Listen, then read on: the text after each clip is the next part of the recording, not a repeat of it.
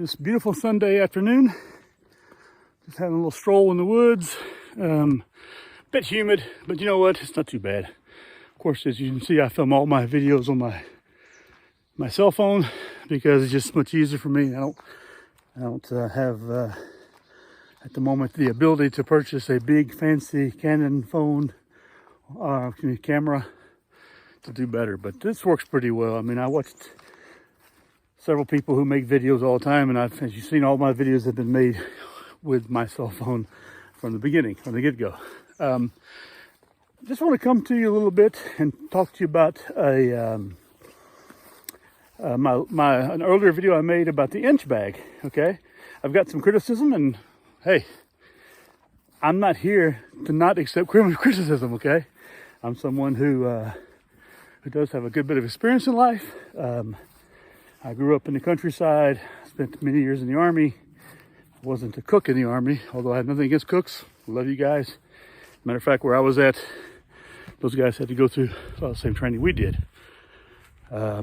Anyway, and I've worked in the outdoor equipment industry for over 20-something years. Police, security, military, supplying them with gear and kit. And just want to answer a few questions out loud that were asked to me about the inch kit. And one such gentleman who has his own channel said that if I sent somebody out with that inch kit, that they would be basically risk dying from it, which I don't know how that would be, but that he hasn't explained to me yet. But anyway, just for information, I live in Switzerland, and so in reality, such a system like that, you could probably store, it's easier to carry in a backpack, but you probably store it in a couple of duffel bags, put it in your car and drive somewhere. It's not, terrain dictates. So it's all about where you live and how you're going to go from A to B. And in reality, I'm going to go with a lighter pack, like what I'm carrying, a little 35-liter pack, maybe a 40-liter pack. Had the 10 essentials in it, which I preach and talk about all the time from when I was, since I got into all this stuff. 10 essentials are always very important. Of course, it's called other things like the C's and all this kind of stuff by Dave Canterbury and those guys. Everybody seems to preach that when they're discussing it, but I call them the 10 essentials. I taught my scouts that. I did over 11 years in scouting as a scout master and this kind of stuff, and teaching youth and adults scouting outdoor education. I taught outdoor education at university and I studied it. When it comes to a little bit more experience about the inch bag, bug out bags, I worked very closely with the UNHCR in Geneva to develop a bug out bag for them and an inch type bag for them also, which amongst their members are all former special forces elements from the United States, England, French, different units, guys who've retired, gotten out and got their jobs there. And what they do is they send out security teams which go into areas, help evaluate the situation, send back reports. We're not talking about armed individuals, we're talking about just individuals who represent UNHCR. And matter of fact, I helped prepare the teams, all their bags and equipment and gear that they used on the earthquake in Nepal. They had a huge budget, so I went and got some of the best gear I could get at that time, from large Norona 120-liter backpacks to super warm several layer sleeping bags, and everything from their own communication gear. They supply their own food, of course, water, but for water filters, extra filters they need because they don't know how long they're going to be there. The difference is that they're going to carry their bug out bag, and then their other gear is going to get transported, and they're going to, it's going to be either by porters or by helicopter or however they're going to insert into wherever they're going. But I got a lot of good feedback, a lot of messages from them, all thankful for the selection I made. I worked very closely with those guys and their leader to put this together. Their head guy at the time was a former retired SAS member from 22 SAS out of the UK, and yeah, I got a lot of good feedback from that. So when someone questions my, what I add to a list for bug out, I got to question their experience. Okay, and so I've been around the corner a few times. I've served in wars, and I was in units that carried a lot of weight, and units in operations that allowed us to carry less weight. But what I always carried was the 10 essentials. What I added to it was maybe something for insulation, depending on the weather. Terrain dictates, weather dictates, and whatever food and water. Of course, we always carried either water filters or water purification tabs with us to purify water. But my go bag, my run bag, we called them run bags back then, was a small, at that time, was an East Pack that I'd gotten a whole bunch of them out of the dumpster that got wet from the PX in Germany. And from there, I started building my run bag kit. So, of course, there are a few things you can add to it. I just suggest you don't take away from it, okay? And if you follow my blogs on the website, helvetiabushcraft.ch, or you follow my videos, yes, sure, a lot of my videos are indoors. The reason that is because, and I don't like giving excuses, but I work every day of the week, except Sundays. And sometimes I like to rest a little bit. Today's a Sunday, I'm out and about, but I do around 20,000 steps a day in my normal job, so I'm pretty tired. By the time I get home every day, I'm not a young guy anymore, about to hit 54. Like I said, I don't like giving excuses. Excuses, are like opinions. Opinions are like assholes. Everybody's got one. And I can be an asshole, that's for sure. But to those of you who have a different opinion than me, I really appreciate, because I try to learn from mistakes. Failure is only a failure if you don't learn from it. You don't make better.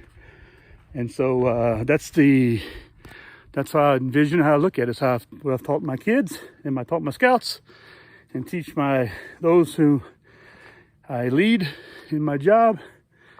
Try to do better, try to learn from your mistakes. Mistakes are normal. So anyway, this will be a quick short video. Just about to arrive to my transportation and head back home. But I just wanted you guys to hear from me verbally. I hope that you understand. Like I said, I'm not here to point fingers at anybody. I point all my fingers at myself. I'm someone who looks within. When I make a video, I expect comments, and I like the good and the bad and the ugly. And so I've learned from that.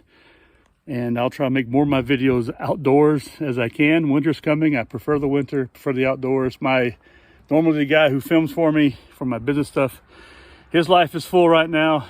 Car coming by. I'm right next to the road now. Yeah, nice Ford Raptor. I don't know if you see it. Well, I don't think you saw it. Anyway, and so I hadn't spoken to him in a couple of weeks. He's been very busy with life also. So, I understand there are lots of guys out there. I call them backyard bushcraftmen, and I've had discussions a few times on some stuff, but those guys I've seen go out in the woods with 2 sleeping bags, 5 knives, 3 saws, 4 axes, and no water. So I always got to question that, are they really out there doing something? And what are they doing? Are they just out there just to make videos? I think, well, if I'm just going to make a video, I can talk. If I had the time when I'm out and about like I have now, I'll talk about things. If not, if I'm at home, I have an office and a little studio. I've come up with all the patches behind it that I've gotten and received and worked with people over the years and served with people that I have behind me there as a little backdrop. I'm trying to make it a little pretty, I'm trying to be some kind of presentable, when you do this kind of stuff. The videos I make, another car coming, I make them for my own pleasure. If no one watches them, I'm still able to get it off my chest. I have my brain's just full of crap, full of stuff, and sometimes I just need to get it off my off my shoulders. A lot of people make some really interesting physical videos where they're out there physically doing a whole lot of stuff, building houses, kind of stuff. I think that's fantastic. I love those videos. I follow a lot of you guys and appreciate your videos. The guy who was a little bit critiquing me today, pretty heavy, even said I was a fake, or I look like a fake. I'm not a fake. Yeah, my current job is really takes a lot of my time up. I do apologize if I can't. I won't always just think about just taking the camera with me. I'm someone who likes to get on with it, and I find a lot of stuff to be bragging, and I don't like to brag. I just felt like I bragged it to you just talking about working with the UNHCR, and some of my experiences. I don't necessarily like doing that. It's not me. I'm someone who likes to be more of a gray man and do my thing. But I like these videos because, like I said, it's like a psychological thing. It's helped me a whole lot. It's like writing down your thoughts, Not all these videos is about outdoor stuff. Some of it's about just dealing with life, and it's not always that easy. So a good friend of mine who's been helping me on many years, his name is Andrew. I love you, Andrew. He's my brother. And he's helped me psychologically to get through a lot of hard times. He's always told me to write it decided I'm not going to write it down anymore. I'm going to start filming it. And so I put them on YouTube because I think that maybe some of these things, and there's been a request from that. People have asked me to put things on YouTube, some stories of, that I've told around them growing up. Because I'm from Louisiana. I'm from some pretty crazy places, pretty crazy place. And a lot of outdoor stuff, lots of hunting and fishing, and then just general life stuff, and I don't like telling these stories. I don't want to tell these stories out loud to everybody. I just tell them to a few friends because I don't want to get people in trouble because we've done a lot of crazy stuff, me and my brothers and my friends, growing up. Crazy. But anyway, if these videos help you a little bit, if I can help just one person on one of these videos, I've accomplished it, okay? And I had the same conversation with a friend of mine last night. He works in human trafficking, and it's something he wants me to get involved into countering human trafficking, sex trafficking, this kind of stuff. So next year I'm probably going to go that direction. A little bit more busier lifestyle. I don't know if I could film anything or how it works out with that stuff. I probably can't, and I probably wouldn't want to either. But I'm going to try to help some people, and that's what it's all about. Service to others. Something I tried to do my entire life. I've tried to give service to others from when I was a young boy scouting and with the family, and then my service in the military. I remember we went to my first exercise when I first arrived in Germany. Went to a place called Scheckelsheim. Now, I visited this place with my son last year when we were on vacation. We were up near Berlin, and we were on a road trip, and we went through Scheckelsheim, and his fiance, he's from that area also, near the area. They're going to get married up there in the next couple of weeks. Really proud and happy for him, But he and I went by the village in Scheckelsheim where I spent 2 weeks or 3 weeks there when I was in the Army, when I first exercised when I got to Germany. And we did a whole lot of what we call J8 or S8, J8 stuff at the time. And that's basically helping the local community. You work with someone who... basically what you're doing is you're helping the local community, helping them back. So I really enjoyed that, everything from helping them to at that time we were helping them to prepare for winter. And at that time it was really interesting because we walked around with the mayor, and he was a World War II veteran, German Army, and still had his hat, his wool hat on. It was really interesting. But we walked around with him, and he basically guided us all the jobs we had to do around this little village, which supported this main manor house, which was a farm. It was a farming village. Everybody worked for them at the time, And befriended the head farmer and his family, his wife and kids, little Benedict and Dominic, two little twins, I still have a couple of mugs that she gave me back then on my shelf. I've had them for all these years. That was 1990, something like that, sometime in 1990. end of the winter, or beginning. I don't remember exactly when it was. Maybe beginning of winter. And then, you know, just that time there, it was really nice. It was really interesting. We lived in the barn, and but these are some of the little stories that I have, and I could go much more in depth in these stories, but you know, it's just good memories from me, from my time, you know, and then since I've done that, you know, I've always been of service, and I'm not someone who just goes around and does stuff to get, you know, my name out there or to be known for it. I'm more the type of guy who does stuff. I've always taught my son this and my daughter, that you see something needs to be done, you do it, and then you move on with life, you know, as if you're not the one who did it. And that makes a big deal, you know, I mean, for somebody. I used to take the garbage out for my neighbor all the time. And my neighbors, they were an old couple. And I'd always go and grab their garbage from in front of the door and bring it outside for them so it could be picked up by the dump truck in the town I was living in before.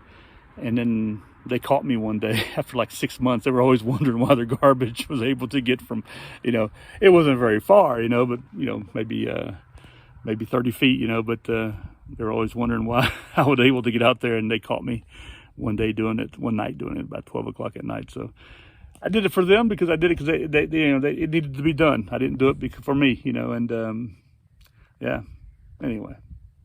I want to thank you for coming to my channel and supporting my channel. We're almost at 30,000 views, okay? That's just phenomenal. That's just that's so crazy for me to see that, you know. And I haven't been making many videos the past couple weeks. I've just been so busy with work and stuff, and I do apologize for that, for those of you who do follow me around. Do have over, I think, 270,000, 260,000 subscribers. 260 subscribers, not 1,000. I wish I had 260,000 subscribers. That would be a little different for me. Yeah, I don't always have something to say or to get out there. But when I do, I'm working on a few projects right now. This next weekend coming up, next Sunday, I'll be working as usual, and I'll be teaching basic land navigation skills, you know, compass, map reading and compass work here. And so if you see my little publicity I've come up with, flyers I've come up on Facebook and that kind of stuff, if you're interested, please, you know, send me a line, show up. People start showing up around 9:30. The course starts in the wood line, and hopefully it's going to be a good time. So please, you know, come for that. And anyway, keep, you know, thumbs up. Give me thumbs up for stuff you like, you know, and please leave those comments. Good, bad, or the ugly. I'll try to answer all of them. I say I'm a pretty humble guy. I don't boast about a whole lot of stuff, except my kids and you know, the people around me and all the great people I've worked with and continue to work with. They're you know, they're those people I can boast about all the time, you know. But give me a thumbs up, subscribe to my channel, pass it around, get everybody involved. And I look forward to hearing back from you, okay? And I want to thank you all. Good, bad, and ugly, okay? You guys take care of yourselves, and be back with you very soon. Goodbye.